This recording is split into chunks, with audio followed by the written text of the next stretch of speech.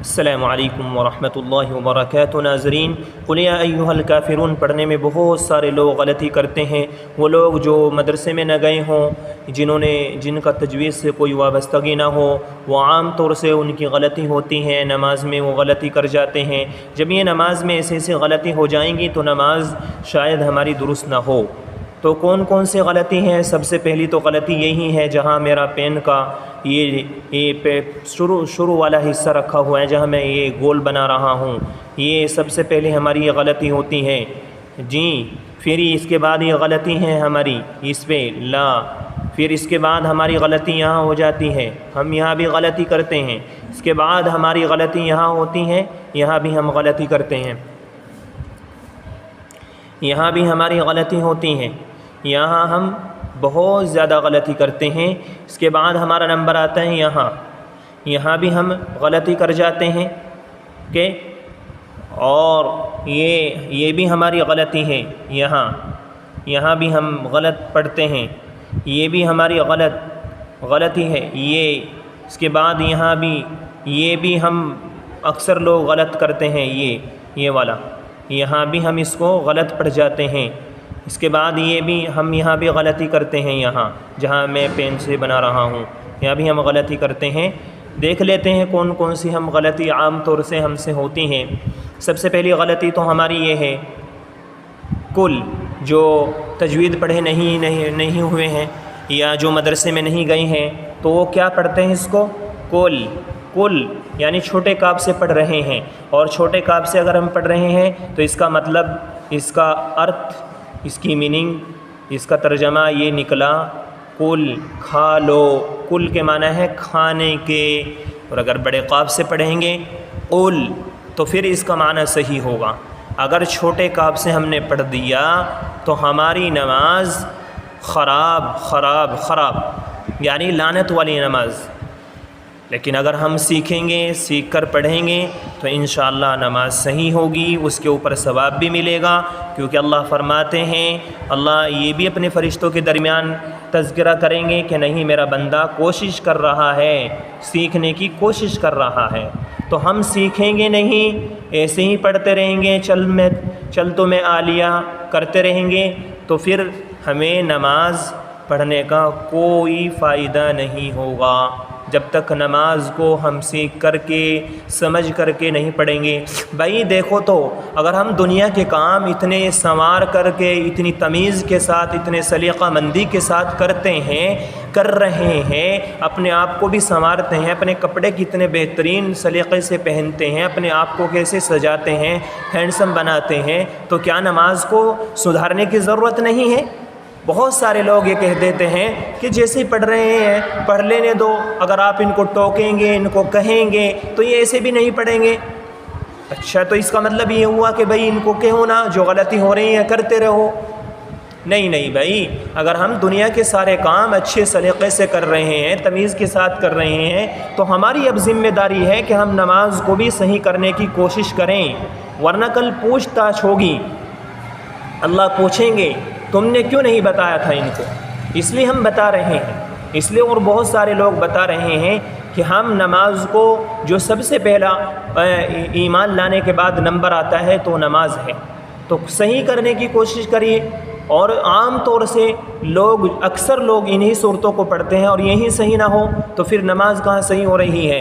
50 سال ہو گئے، 75 سال ہو گئے، ہماری نماز صحیح نہیں ہے، اور سارے کام ہم کر رہے ہیں، اور سارے کام ہم کرتے ہیں، امام کے پیچھے پڑ جاتے ہیں، امام کی غلطیاں دیکھ رہے ہیں، امام کہاں جا رہا ہے، امام کتنی چھٹیاں لگا رہا ہے، امام کیا کھا رہا ہے، امام کیا پہن رہا ہے، کون سا موبائل چلا رہا ہے امام، کیسے کپڑے پہن رہا ہے امام کون سی گھڑی پہن رہا ہے، امام گھڑی کہاں سے لایا۔ یہ سارے کام ہمارے جو بڑے ہیں، 75 سال کے، 50 سال کے، 45 سال کے، ان کے ذمے رہ گئی ہیں۔ اگر ان کو نماز کو کہے نماز صحیح کرو، سورت سنا دو، درود شریف سنا دو، دعائے قنوت سنا دو، جنازے کی نماز کی نیت بتا دو، جنازے کی نماز کس طرح پڑھی جاتی ہے، نماز میں 2 سجدے ہیں، یہ فرض ہیں، یہ سنت ہے، واجب ہے، اگر نماز میں ہم نے ایک سجدہ کیا، ایک چھوڑ دیا، کیا ہماری نماز ہو جائے گی؟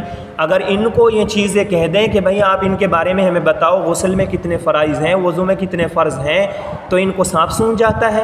یہ ایسے ہو جاتے ہیں جیسے ان کے گلٹی نکل گئی ہو۔ حد ہو جاتی ہے بالکل. نماز کے تعلق سے ہم سب سے پیچھے فسڈی، بالکل فسڈی.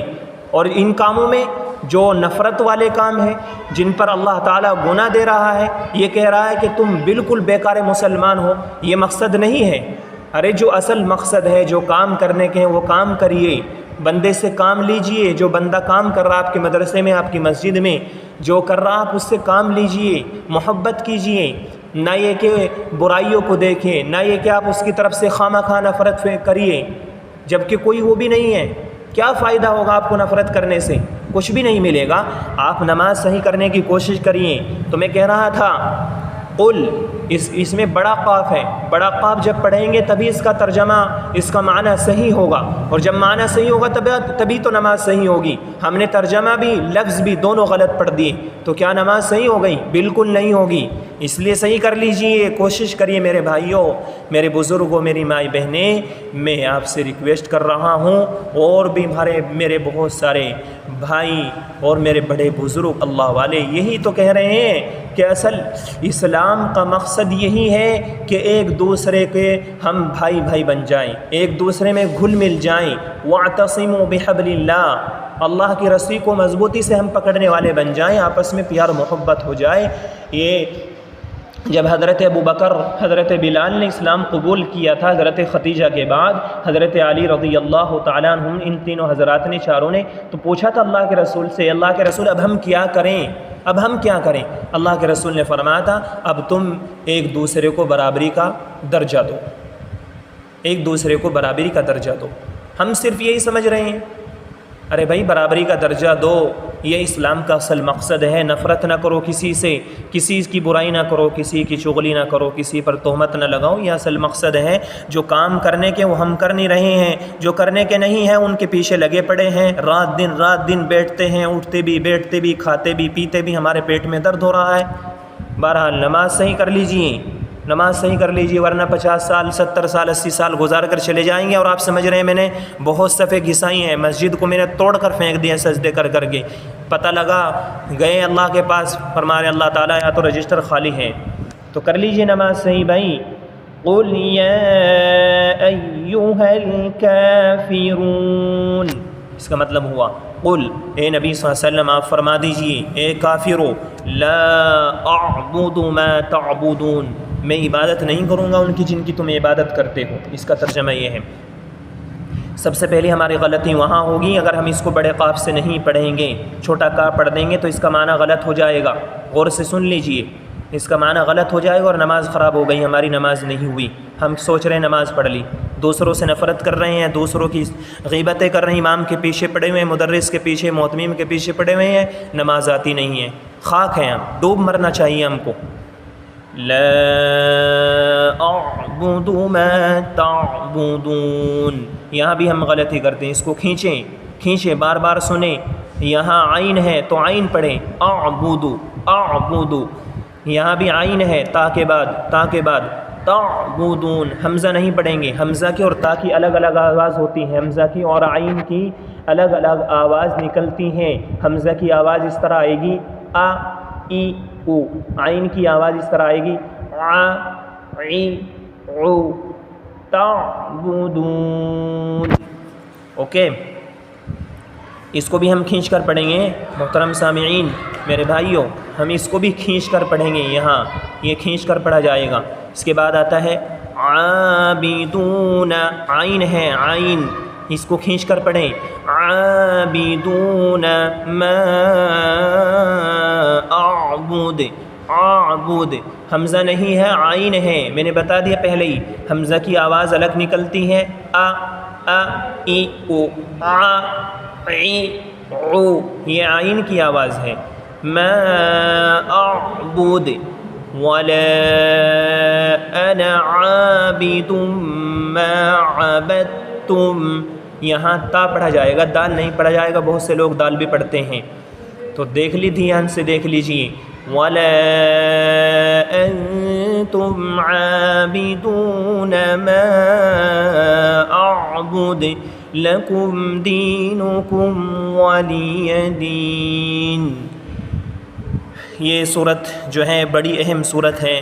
اس میں بہت بڑا پیغام دیا گیا ہے۔ آج کے حالات کے اعتبار سے بھی آج بھی وہی حالات ہیں، لوگ کہہ رہے ہیں، پورا زمانہ کہہ رہا ہے بھئی تم ہمارے ساتھ گھل مل جاؤ، ہم تمہارے ساتھ گھل مل جائیں گے۔ اس وقت بھی نبی پاک صلی اللہ علیہ وسلم کو کفار مکہ نے یہی دعوت دی تھی، آپ ہمارے بتوں کی پوجا کر لیں، ہم آپ کے کر لیں گے۔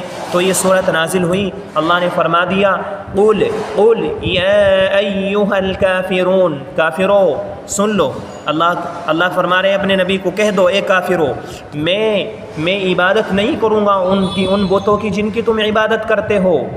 اس کا ترجمہ وَلَا أَنْتُمْ عَابِدُونَ مَا أَعْبُدُ، اور نہ تم عبادت کرو ان کی جن کی میں عبادت کرتا ہوں، میں جس کی میں عبادت کرتا ہوں۔ وَلَا أَنَا عَابِدٌ مَا عَبَدتُّمْ، ترجمہ یہی ہے۔ بہرحال میں نے آپ کو بتا دی، ایک دفعہ میں سورت سنا کر دکھا دیتا ہوں آپ کو۔ بسم اللہ الرحمن الرحیم قل یا ایھا الکافرون لا اعبد ما تعبدون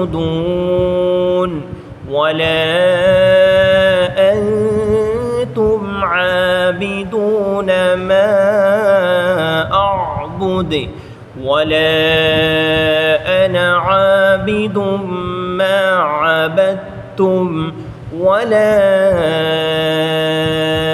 انتم عابدون ما اعبد لكم دينكم ولي دين۔ صدق اللہ العظیم۔